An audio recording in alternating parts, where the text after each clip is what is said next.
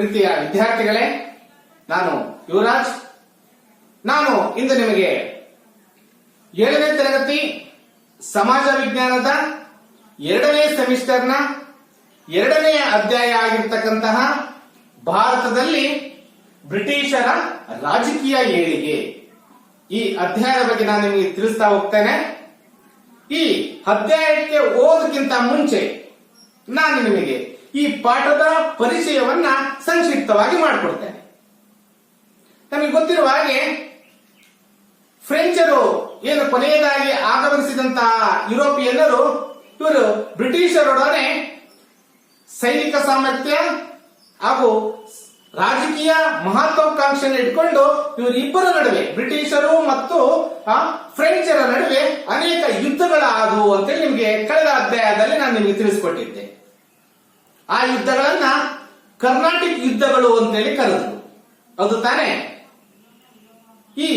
ಇದರಿಂದಾಗಿ ರಾಜಕೀಯ ಮಹತ್ವಾಕಾಂಕ್ಷೆಯನ್ನ ಈಡೇರಿಸಿಕೊಳ್ಳಲಿಕ್ಕೆ, ಇಲ್ಲಿ ರಾಜಕೀಯ ಸಾರ್ವಭೌಮತೆಯನ್ನು ಸ್ಥಾಪನೆ ಮಾಡಲಿಕ್ಕೆ ಈ ಬ್ರಿಟಿಷರಿಗೂ ಮತ್ತು ಫ್ರೆಂಚರಿಗೂ ಅನೇಕ ಯುದ್ಧಗಳು ನಡೆದವು. ಕೊನೆಯದಾಗಿ ನಿಮಗೆ ಏನಾಯ್ತು ಅಂತ ಕಳೆದ ತರಗತಿಯಲ್ಲಿ ನಾನು ತಿಳಿಸ್ಕೊಟ್ಟಿದ್ದೆ ನಿಮಗೆ. ಅತ್ಯಂತ ಚಾಣಾಕ್ಷ ಬುದ್ಧಿಯವರಾದಂತಹ ಬ್ರಿಟಿಷರು ಅವರ ಕುಟಿಲ ನೀತಿಗಳಿಂದ, ಅವರ ಮೋಸದ ನೀತಿಗಳಿಂದ ಅನೇಕ ವರ್ಷಗಳ ಕಾಲ ಇಲ್ಲಿ ಭಾರತದಲ್ಲಿ ಅವರು ನೆಲೆ ಊರ್ಲಿಕ್ಕೆ, ತಮ್ಮ ಅಧಿಪತ್ಯವನ್ನ ಸ್ಥಾಪನೆ ಮಾಡಲಿಕ್ಕೆ ಇದು ಪ್ರಮುಖವಾಗಿರ್ತಕ್ಕಂತಹ ಕಾರಣ ಆಯಿತು ಅಂತ ಹೇಳಿ ನಾವು ತಿಳ್ಕೋಬಹುದು. ಅದೇ ರೀತಿ ಕರ್ನಾಟಕ ಮತ್ತು ಬಂಗಾಳದಲ್ಲಿ 1857ರವರೆಗೂ ಸಹಿತ ತಮ್ಮ ಬಲವಾದಂತಹ ಆಧಿಪತ್ಯವನ್ನ ಬ್ರಿಟಿಷರು ಇಲ್ಲಿ ಸ್ಥಾಪನೆಯನ್ನ ಮಾಡಿದ್ರು. ಇದನ್ನ ನೀವು ನೆನಪಿಟ್ಕೋಬೇಕಾಗುತ್ತೆ. ನಂತರ ಈ ಪಾಠದಲ್ಲಿ ಬರ್ತಕ್ಕಂತಹ ಏನೇನು ಅಂಶಗಳು ಬರ್ತವೆ, ಈ ಪಾಠದಲ್ಲಿ ಕಲಿಬೇಕಾದಂತಹ ಸಾಮರ್ಥ್ಯಗಳು ಏನು ಅನ್ನೋದನ್ನ ನಿಮಗೆ ನಾನು ತಿಳಿಸ್ಕೊಡ್ತೇನೆ. ಭಾರತದಲ್ಲಿ ಬ್ರಿಟಿಷರ ರಾಜಕೀಯ ಏಳಿಗೆಯಾಗಲು ಸಹಾಯಕವಾಗಿರ್ತಕ್ಕಂತಹ ಅಂಶಗಳು ಈ ಪಾಠದಲ್ಲಿ ನಮಗೆ ಸಿಗ್ತವೆ.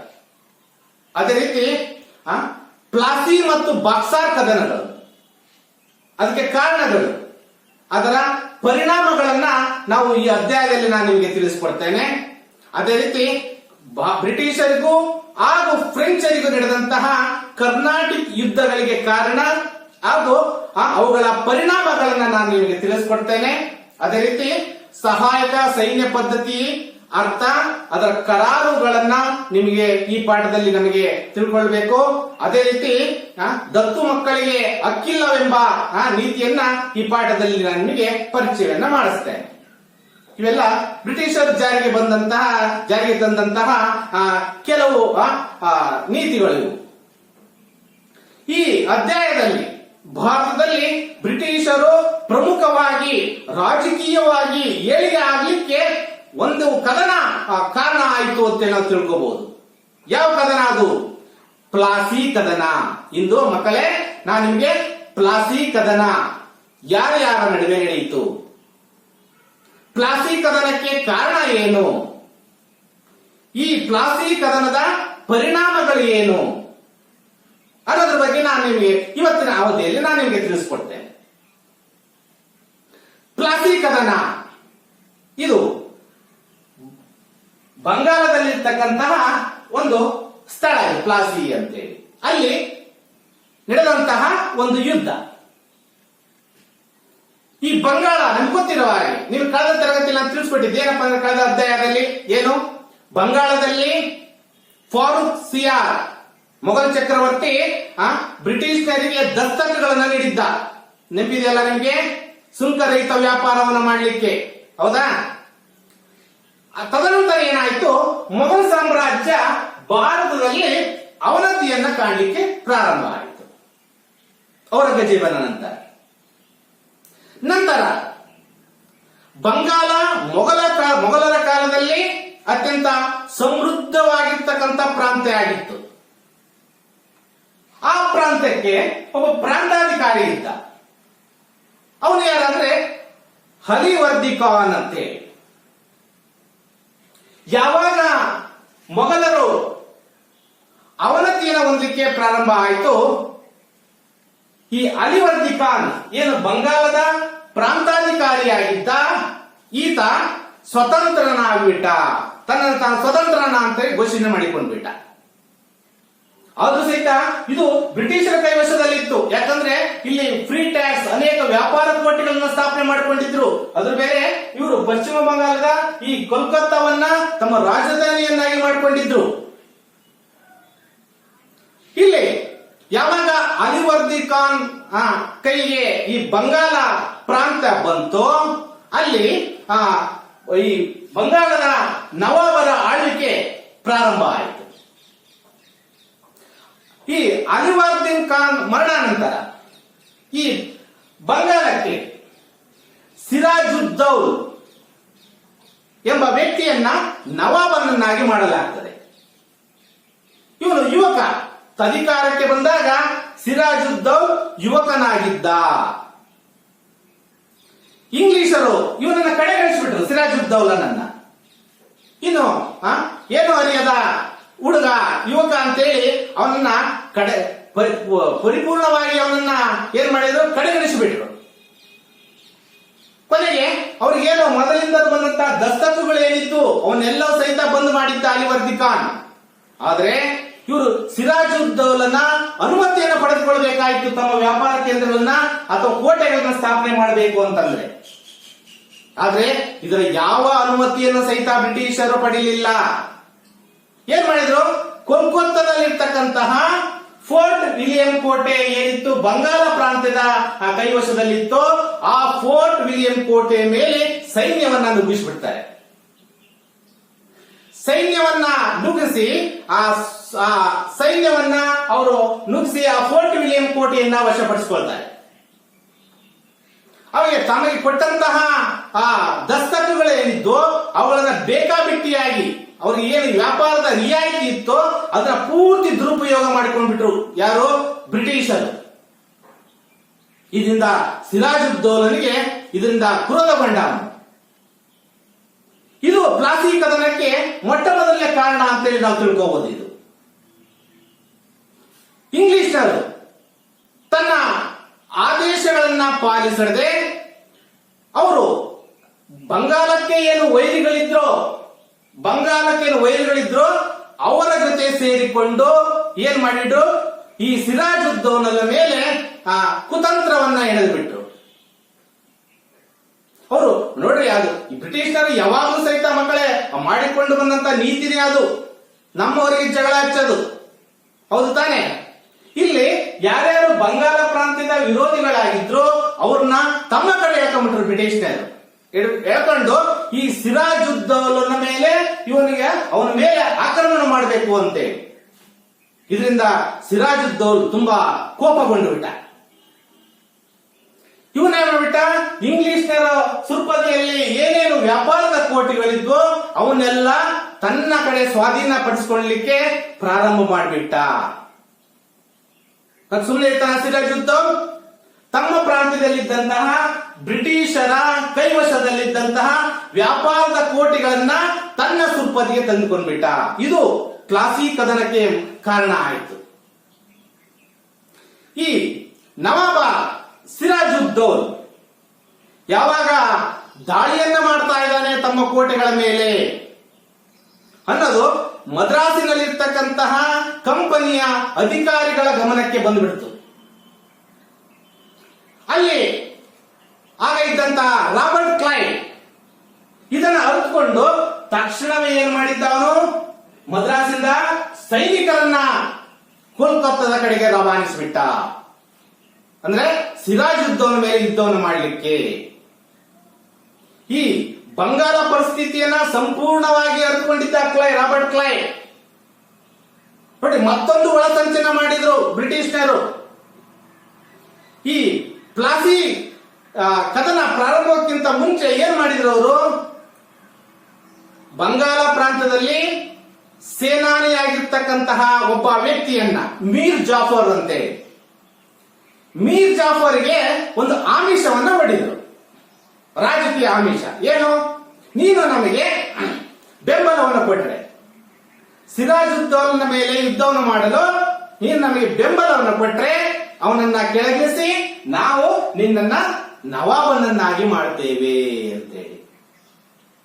ನೋಡಿ ಎಂತಹ ದುಸ್ಥಿತಿಗೆ ನಮ್ಮ ದೇಶವನ್ನ ಅವರು ತಳ್ಳಿದ್ರು ಆಗ ಅಂತೆ.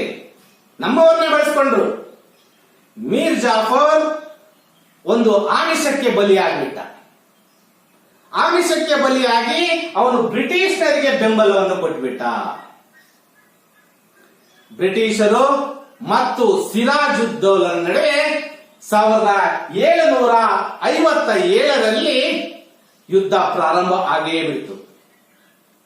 1757 ಜೂನ್ 23ರಂದು ಯುದ್ಧ ಪ್ರಾರಂಭ ಆಗೇ ಬಿಡ್ತು. ಪ್ಲಾಸಿ ಎಂಬ ಸ್ಥಳದಲ್ಲಿ ಬಲವಾಗಿರ್ತಕ್ಕಂತಹ ಸೈನ್ಯ ಬ್ರಿಟಿಷ್ನದು. ಈ ಸಿರಾಜುದ್ದೌಲನ ಸೈನ್ಯ ಸಹಿತ ಕಡಿಮೆ ಇರಲಿಲ್ಲ. ಹೋರಾಡಿದ ಸಿರಾಜುದ್ದೌಲ್ ಬ್ರಿಟಿಷರ ವಿರುದ್ಧ. ಆದ್ರೆ ತನ್ನವರೇ ತನಗೆ ಮೋಸ ಮಾಡ್ತಾರೆ ಅಂತ ಅವನು ಅನ್ಕೊಂಡಿರಲಿಲ್ಲ. ಯಾಕೆಂದ್ರೆ ತನ್ನ ಸೈನ್ಯದಲ್ಲಿದ್ದ ಸೇನಾನಿ ಮೀರ್ ಜಾಫರ್ ಅವರಿಗೆ ಬೆಂಬಲವನ್ನು ಕೊಡ್ತೇನೆ ಅಂತ ಅವನು ತಿಳ್ಕೊಂಡಿದ್ದೇ ಇಲ್ಲ. ಮೀರ್ ಜಾಫರ್ ಮೋಸವನ್ನು ಮಾಡಿಬಿಟ್ಟ. ಮೀರ್ ಜಾಫರ್ನ ಮೋಸದಿಂದ ಸಿರಾಜುದ್ದೌಲ್ ಈ ಸುಪ್ರಸಿದ್ಧವಾಗಿರ್ತಕ್ಕಂತಹ ಪ್ಲಾಸಿ ಕದನದಲ್ಲಿ ಸೋಲ್ಬೇಕಾಯಿತು ಬ್ರಿಟಿಷರ ವಿರುದ್ಧ. ಗೊತ್ತಾಯ್ತಲ್ಲ ಮಕ್ಕಳೇ, ನಮ್ಮವರೇ ಮಾಡಿದಂತಹ ಮೋಸದಿಂದ ಸಿರಾಜುದ್ದೌಲ್ ಸೋತಿದ್ದು. ಮೀರ್ ಜಾಫರ್ ಸೇನಾನಿ ಏನು ಬ್ರಿಟಿಷರಿಗೆ ಬೆಂಬಲವನ್ನು ಕೊಟ್ಟ, ಈ ಕಡೆ ಇದರಿಂದ ಅವನು ಸೋಲ್ಬೇಕಾಯಿತು. ಯುದ್ಧದಲ್ಲಿ ಸೋತು ಕೊಲ್ಲಲ್ಪಟ್ಟ ಸಿರಾಜುದ್ದೌಲ್. ಸಿರಾಜುದ್ದೌಲನಿಗೆ ಮೀರ್ ಜಾಫರ್ ಮಾಡಿದ ದ್ರೋಹದಿಂದಾಗಿ ಬ್ರಿಟಿಷರಿಗೆ ಜಯ ಲಭಿಸ್ತು. ಇಷ್ಟು ಸಾಕಾಯಿತು ಬ್ರಿಟಿಷರಿಗೆ ತಮ್ಮ ಅಧಿಪತ್ಯವನ್ನ ಇನ್ನೂ ಸ್ಥಾಪನೆ ಮಾಡಲಿಕ್ಕೆ. ಭಾರತದ ತುಂಬೆಲ್ಲ ಈ ಒಂದು ಕಾರಣವನ್ನು ಇಟ್ಕೊಂಡವರು ತಮ್ಮ ಸೈನ್ಯದ ಬಲ ಎಷ್ಟಿದೆ ಅಂತೇಳಿ ತೋರಿಸಿಕೊಡ್ಲಿಕ್ಕೆ ಯುದ್ಧ ಸಾಕಾಗಿತ್ತು ಅವರಿಗೆ. ಖಂಡಿತವಾಗಿ ಮೀರ್ ಜಾಫರ್ ಅವರಿಗೆ ಬೆಂಬಲವನ್ನು ಕೊಡಲಿದ್ದರೆ ಅವತ್ತು ಪ್ಲಾಸಿ ಕದನದಲ್ಲಿ ಖಂಡಿತವಾಗಿ ಬ್ರಿಟಿಷರಿಗೆ ಸೋಲಾಗ್ತಾ ಇತ್ತು ಮಕ್ಕಳೇ. ಈ ಪ್ಲಾಸಿ ಕದನ ಅತ್ಯಂತ ಮಹತ್ವವಾಗಿರ್ತಕ್ಕಂಥ ಬ್ರಿಟಿಷರಿಗೆ ರಾಜಕೀಯವಾಗಿ ಭಾರತದಲ್ಲಿ ಏಳಿಗೆ ಆಗಲಿಕ್ಕೆ ಈ ಪ್ಲಾಸಿ ಕದನ ಕಾರಣ ಆಯಿತು. ಹಾಗಾದ್ರೆ ಈ 1757ರಲ್ಲಿ ನಡೆದಂತಹ ಈ ಪ್ಲಾಸಿ ಕದನದಿಂದ ಏನೇನು ಪರಿಣಾಮ ಆಯಿತು? ಆಧುನಿಕ ಭಾರತದ ಚರಿತ್ರೆಯಲ್ಲಿ ಪ್ಲಾಸಿ ಕದನ ಒಂದು ನಿರ್ಣಾಯಕವಾಗಿರ್ತಕ್ಕಂತಹ ಕದನ. ಈ ಯುದ್ಧದಲ್ಲಿ ಸಿರಾಜುದ್ದೌಲ್ ಸೋಲಿನಿಂದ ಬ್ರಿಟಿಷರು ಬಂಗಾಳದಲ್ಲಿ ರಾಜಕೀಯ ಮಹತ್ವವನ್ನ ಪಡೆದುಕೊಳ್ಳಲಿಕ್ಕೆ ಈ ಕದನ ಕಾರಣ ಆಯಿತು ಮಕ್ಕಳೇ. ಆಧುನಿಕ ಭಾರತದ ಚರಿತ್ರೆಯಲ್ಲಿ ಪ್ಲಾಸಿ ಕದನ ಬ್ರಿಟಿಷರಿಗೆ ಒಂದು ನಿರ್ಣಾಯಕ ಕದನ. ಏನೇನು ಪರಿಣಾಮ ಆಯಿತು ಪ್ಲಾಸಿ ಕದನದಿಂದ? ಬ್ರಿಟಿಷರ ಕೃಪೆಯಿಂದ ಏನು ಮೀರ್ ಜಾಫರ್ ಬ್ರಿಟಿಷರಿಗೆ ಬೆಂಬಲವನ್ನು ಕೊಟ್ಟಿದ್ದ ಸಿರಾಜುದ್ದೌಲನ ವಿರುದ್ಧ ಹೋರಾಟ ಮಾಡಲಿಕ್ಕೆ. ತದನಂತರ ಯುದ್ಧ ಆದ ನಂತರ ಸಿರಾಜುದ್ದೌಲ್ ಕೊಲ್ಲಲ್ಪಟ್ಟ. ಅದರ ಪರಿಣಾಮವಾಗಿ ಬ್ರಿಟಿಷರು ತಾವು ಮಾತು ಕೊಟ್ಟಂಗೆ ಮೀರ್ ಜಾಫರನಿಗೆ ಬಂಗಾಳದ ನವಾಬ ಪಟ್ಟವನ್ನ ಕೊಟ್ಟರು. ಪೂರ್ತಿ ಅವ್ರ ಕೈಗೊಂಬೆ ಆಗ್ಬಿಟ್ಟ ಅವನು. ಯಾಕಂದ್ರೆ ಅವರು ಬ್ರಿಟಿಷರು ಕೊಟ್ಟಿರ್ತಕ್ಕಂಥ ಭಿಕ್ಷೆ ಆಗಿತ್ತು ಅವನಿಗೆ. ತಾನು ಮಾಡಿದಂತಹ ತಾಯ್ನಾಡಿಗೆ ಮಾಡಿದಂತಹ ದ್ರೋಹ ಏನು ಇವನು ಮಾತು ಕೊಟ್ಟಿದ್ದ ಮೀರ್ ಜಾಫರ್ ನಿಮಗೆ ಬೆಂಬಲವನ್ನು ಕೊಡ್ತೇನೆ ನಾನು ಅಂತೇಳಿ ಬೆಂಬಲವನ್ನು ಕೊಟ್ಟಿದ್ದ. ಈ ಕಾರಣದಿಂದ ಬ್ರಿಟಿಷ್ನರು ಬಂಗಾಳ ಪ್ರಾಂತಕ್ಕೆ ಯಾರನ್ನ ಮೀರ್ ಜಾಫರನ್ನ ನವಾಬನನ್ನಾಗಿ ಮಾಡಿದ್ರು. ಮುಂದೆ ಬ್ರಿಟಿಷ್ನರ ಅಷ್ಟಕ್ಕೆ ಸುಮ್ಮನೆ ಇರಲಿಲ್ಲ. ಈ ಬ್ರಿಟಿಷ್ ಈಸ್ಟ್ ಇಂಡಿಯಾ ಕಂಪನಿ ಇವರಿಗೆ ಏರಳವಾಗಿರ್ತಕ್ಕಂತ ಸಂಪತ್ತು ಹಣವನ್ನ ಅವನು ಕೊಡಬೇಕಾಗಿತ್ತು. ಅದೇ ರೀತಿ 24 ಪರಗಣ ಜಮೀನ್ದಾರಿ ಹಕ್ಕನ್ನ ಪಡೆದುಕೊಂಡ್ರವರು ಬಂಗಾಳ ಪ್ರಾಂತ್ಯದಲ್ಲಿ. ಇಷ್ಟೆಲ್ಲ ಕೊಡಬೇಕಾಗಿತ್ತು Mir Jafar. British East India ಕಂಪನಿಗೆ ಕೇವಲ ಹಣವನ್ನು ಅಷ್ಟೇ ಅಲ್ಲ, 24 ಪರಗಣಗಳ ಜಮೀನ್ದಾರಿ ಹಕ್ಕನ್ನ ಅವರಿಗೆ ಕೊಡಬೇಕಾಗಿತ್ತು. ಇದು ಎರಡನೇ ಪರಿಣಾಮ. ಮುಂದೆ ಈ ಪ್ಲಾಸಿ ಕದನವು ಮುಂದಿನ ಬಾಕ್ಸಾರ್ ಕದನಕ್ಕೂ ಈ ಸಹಿತ ಇದು ಕಾರಣ ಆಯಿತು. ಇದು ಮೂರನೇ ಪರಿಣಾಮ. ನಂತರ ನಾಲ್ಕನೇ ಪರಿಣಾಮ ಏನಪ್ಪಾ ಅಂದ್ರೆ, ವ್ಯಾಪಾರಕ್ಕೋಸ್ಕರ ಬಂದಂತಹ ಬ್ರಿಟಿಷರು ತಕ್ಷಣ ಇಲ್ಲಿ ಆಡಳಿತ ನಡೆಸುವ ಅಧಿಕಾರವನ್ನು ಪಡೆದುಕೊಂಡ್ರು. ಈ ಯುದ್ಧದಿಂದ, ಪ್ಲಾಸಿ ಕದನದಿಂದ ಕೇವಲ ವ್ಯಾಪಾರಕ್ಕೋಸ್ಕರ ಬಂದಂತಹ ಬ್ರಿಟಿಷರು ಇಲ್ಲಿ ಆಡಳಿತ ನಡೆಸುವ ಅಧಿಕಾರವನ್ನ ಪಡೆದುಕೊಂಡ್ರು. ಈ ಪ್ಲಾಸಿ ವಿಜಯ ಭಾರತದಲ್ಲಿ ಬ್ರಿಟಿಷ್ ಸಾಮ್ರಾಜ್ಯದ ಸ್ಥಾಪನೆಗೆ ಪ್ರಮುಖ ಕಾರಣ ಆಯಿತು ಅಂತ ಹೇಳ್ಬೋದು ನಾವು. ಅದಕ್ಕೆ ನಾನು ನಿಮ್ಗೆ ಮೊದಲು ಹೇಳಿದ್ದು, ಆಧುನಿಕ ಭಾರತದಲ್ಲಿ ಈ ಪ್ಲಾಸಿ ಕದನ ಒಂದು ನಿರ್ಣಾಯಕ ಕದನ. ಬ್ರಿಟಿಷರಿಗೆ ತಮ್ಮ ಅಧಿಕಾರವನ್ನ, ತಮ್ಮ ಸಾಮ್ರಾಜ್ಯವನ್ನ ಸ್ಥಾಪನೆ ಮಾಡಲಿಕ್ಕೆ ಈ ಒಂದು ಕದನ ಕಾರಣ ಆಯಿತು ಮಕ್ಕಳೇ. ಅರ್ಥ ಆಯ್ತಲ್ಲ? ಈ ಪ್ಲಾಸಿ ಕದನ ಇಂದು ನಿಮಗೆ ತಿಳಿಸಿದ್ದೇನೆ. 1757ರಲ್ಲಿ ನಡೆದಂತಹ ಈ ಕದನ ಯಾವ ರೀತಿ ಬ್ರಿಟಿಷರಿಗೆ ಒಂದು ನಿರ್ಣಾಯಕ ಕದನವಾಯಿತು. ಅದೇ ರೀತಿ ಈ ಪ್ಲಾಸಿ ಕದನ ಯಾರ ನಡುವೆ ನಡೆಯಿತು, ಈ ಪ್ಲಾಸಿ ಕದನಕ್ಕೆ ಕಾರಣಗಳೇನು, ಅದೇ ರೀತಿ ಈ ಪ್ಲಾಸಿ ಕದನದಿಂದ ಆದಂತಹ ಪರಿಣಾಮಗಳೇನು ಅನ್ನೋದ್ರ ಬಗ್ಗೆ ನಾನು ನಿಮಗೆ ಇವತ್ತಿನ ಅವಧಿಯಲ್ಲಿ ನಾನು ನಿಮಗೆ ತಿಳಿಸಿಕೊಟ್ಟಿದ್ದೇನೆ. ಧನ್ಯವಾದ.